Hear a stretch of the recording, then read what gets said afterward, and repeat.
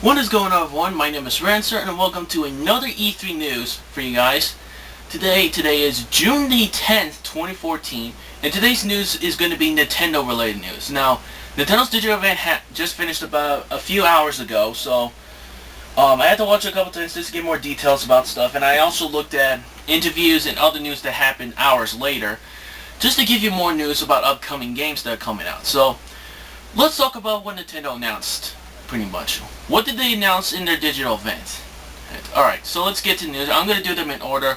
I had to watch a couple guys, and I think I do remember everything in order, I think, but if I miss something, I'll probably remember it shortly, but I don't know. So let's get started. First off, they started up with Smash Bros. 4.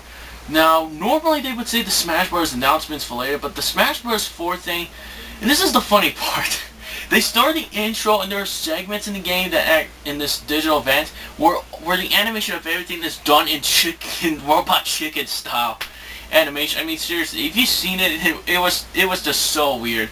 My bad. Like the beginning showed Reggie Fils-Aimé, he like killing someone who says, "Come on, give us a Mario, no more Mario games, not another one. Give us an Earthbound 3," and then this Reggie just kills him. Oh my god, it's basically one of those moments, it's just stupid but funny to look at the same time. It's just stupid though, I don't know why, I just find it funny. Oh god. Anyway, so the first game to start up was Smash Bros. 4. Now they started off with Iwata and Reggie doing like a real life fight, like and just fighting each other. And then they settled up in Smash Bros. And this is one announcement that a lot of people have been requesting Sakurai to probably do. And Sakurai wanted to actually add him in on. Ladies and gentlemen, your Mii characters are going to be playable in the new Smash Bros. In 3 types of classes that Sakurai confirmed. One is Brawler, one is Swordsman, and the third one is Gunner. Now if you don't know how each one plays, Brawler is basically the guy who loves to get up close and personal and just beat the living crap out of opponents to death. Some examples of this is Little Mac, Donkey Kong, and Donkey Kong. Those are examples. The second class, Swordsmen, are basically, well, they're pretty much like Link, to be honest though. They use swords, they're pretty much like a combination of Link and some other characters. I don't remember the other one. I don't remember what other characters play like Link, but other than that, that's what Swordsman is. Then there's the Gunner part. Now the Gunner part's actually interesting because the Gunner actually plays just like Samus, where your Mii character as the Gunner can that heavily relies on projectiles to keep the opponents away.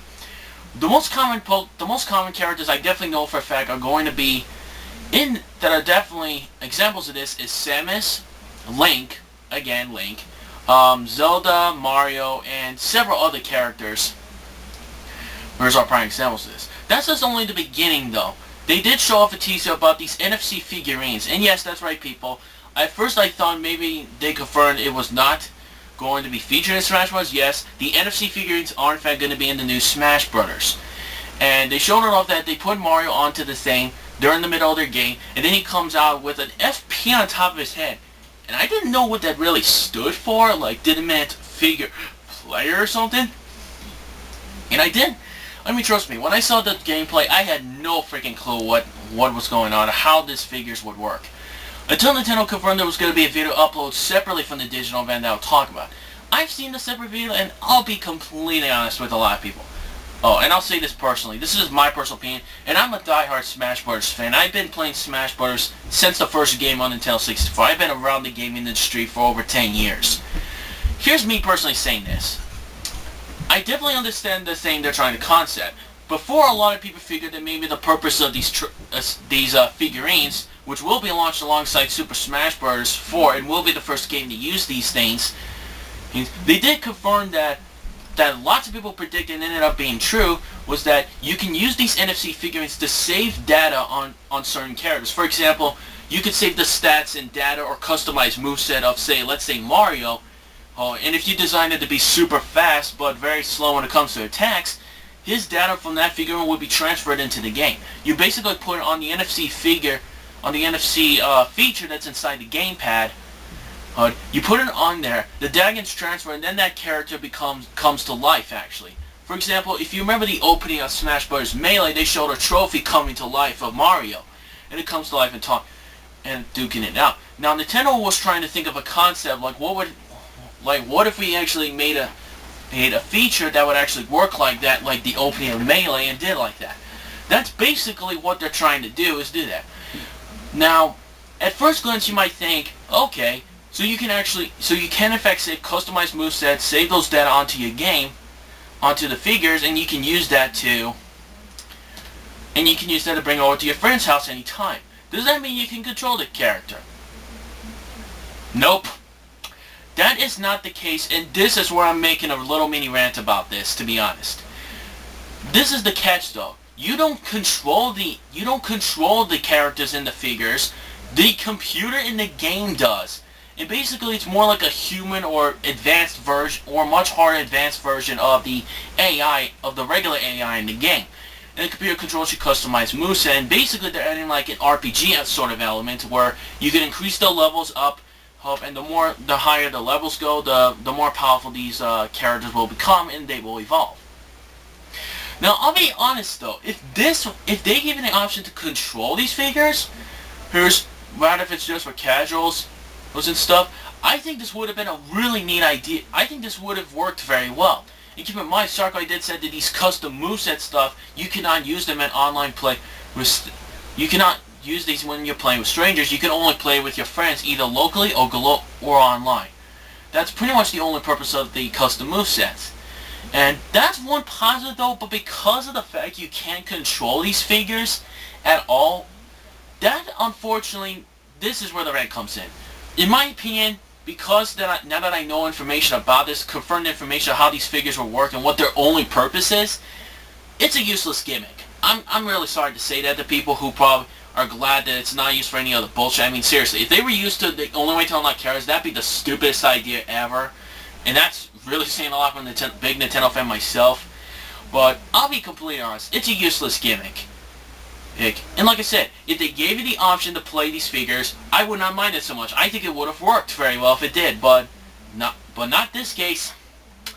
Seriously, like, it's just so disappointing to hear that. Now, they did confirm that, they did actually confirm that there will be 10 figures that will be launching with the Wii U game this winter, and there will be a sort of an accessory for the 3DS that can use this NFC figure feature, which is kind of a bit strange because the 3DS version was confirmed to come out on October the 3rd this year, and then the Wii U version would come out a couple months later. Like, I really don't know why. That's just so strange though, in my opinion. That's just a bit strange, but I don't know. There's not that much to say about the NFC figurines. Like, I'll just basically say this. The only people I can see buying these figures is pretty much the casual audience. The majority of the casual audience will probably be the children, or maybe people who like the Skylanders Disney Infinity type of gimmick.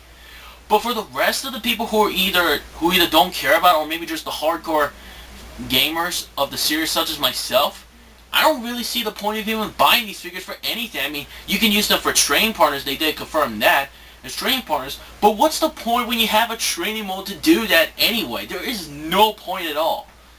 Like, I would understand maybe for competitive play or something, but I don't think that would work, to be honest. Just, I don't know, I just think only certain audience will buy it. I think everybody else who's going to buy the game are not going to buy these figures. And this is the one other positive I want to say about these figures.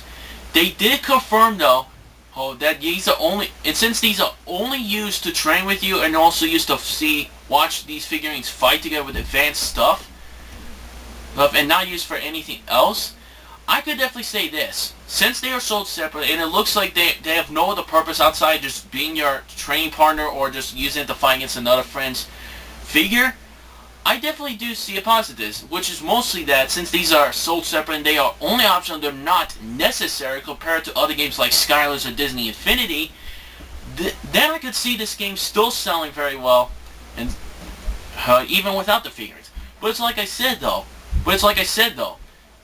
I still think it's a useless gimmick, judging by the details we got, and since its only main purpose is to be a training partner or to watch other people, or to watch you fight your friends' figure stuff, it's going to be useless, and only a certain audience will buy these figures. I think everybody else who's a hardcore fan, who are hardcore gamers of the series, are not going to buy this at all. I'm sorry to say that, but that's just my personal opinion though. Oh, at least I'll give them the benefit of the doubt. At least it's sold separately and they're not necessary. They're just only there just to help you improve your skills and stuff. Outside that, that's the only main purpose.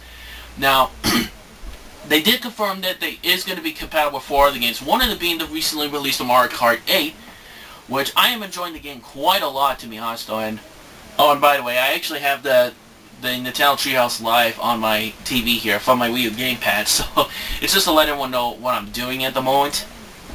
And they're showing off the new Xenoblade game. And yes, the new Xenoblade game is called Xenoblade Chronicles X, which unfortunately will be delayed until 2015. But you know what? Give them the time at least to polish the game a little. So now let's talk about other games. So I'm sorry I had to get that mini rant on, but I wanted to mention this out there. I just think the whole NFC figure is a useless gimmick though. But there's one more announcement about Smash Bros. 4, but I'll get to that at the end because I'm doing the games pretty much in order if I remember them in order.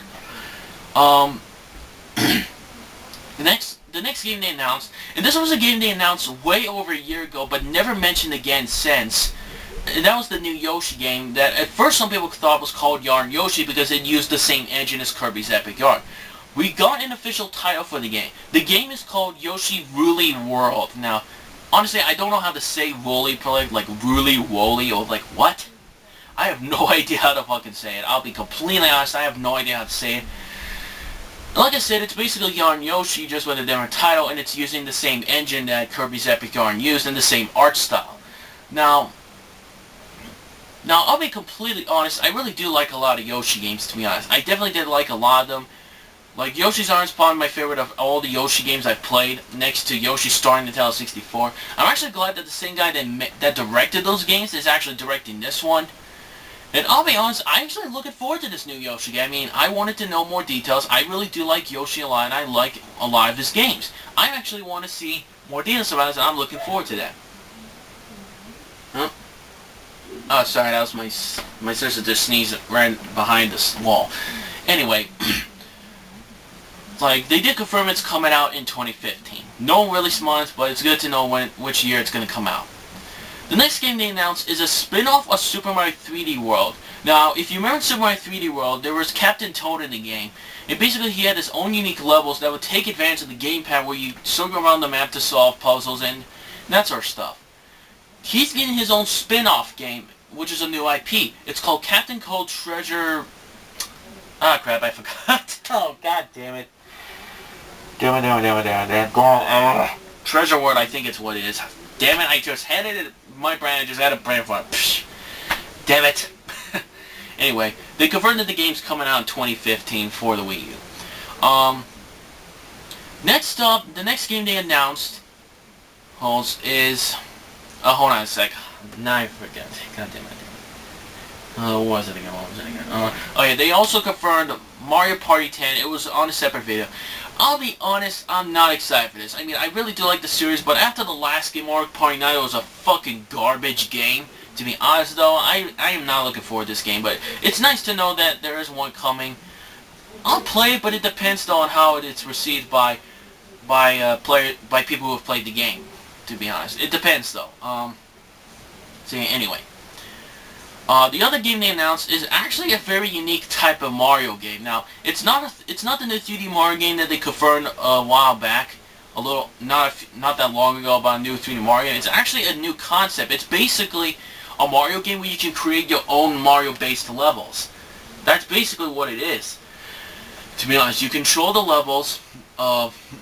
You can make your own customized levels of a Mario game, and then you can play them like that.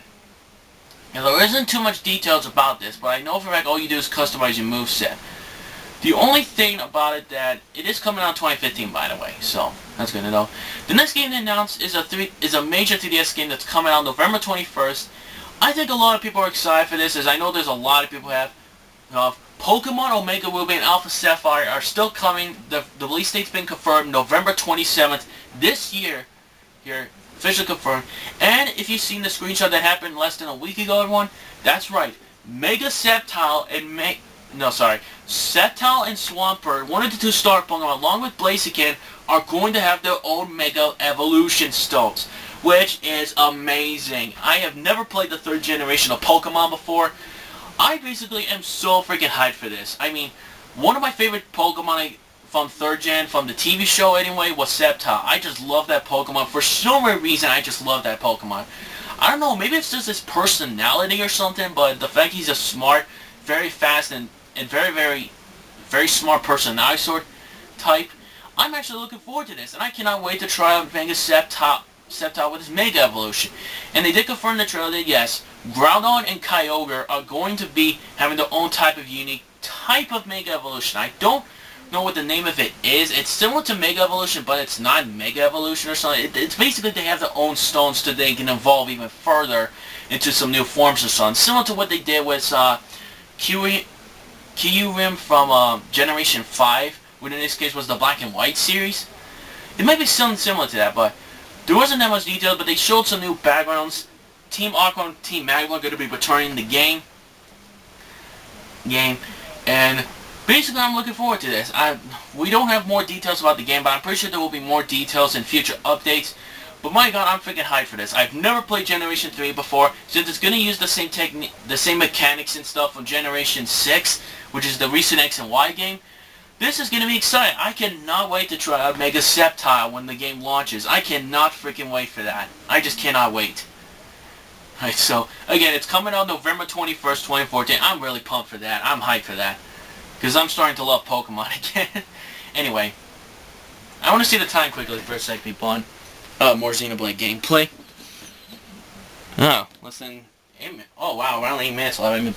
Alright, so we'll get to the other games quickly. Another game they announced is a new Kirby game. That's right, a new Kirby game is being made for the Wii U console. The game is called Kirby and the Rainbow Curse. Now, I'm not going to lie, when I first saw the gameplay, I was a bit confused about, like, well, how the hell is this game going to play like? But basically what they showed is that Kirby seems to only do nothing but roll in the gameplay, and you use the touchscreen on the gamepad to, like, draw lines on where he can roll. And it is a side-scrolling platform, just like the Yoshi game that I mentioned before. It's a 2D side-scroller. And this was and I didn't understand why it's called Rainbow Curse. Maybe there's a curse put on Kirby where Kirby can do nothing but roll around. Which, with the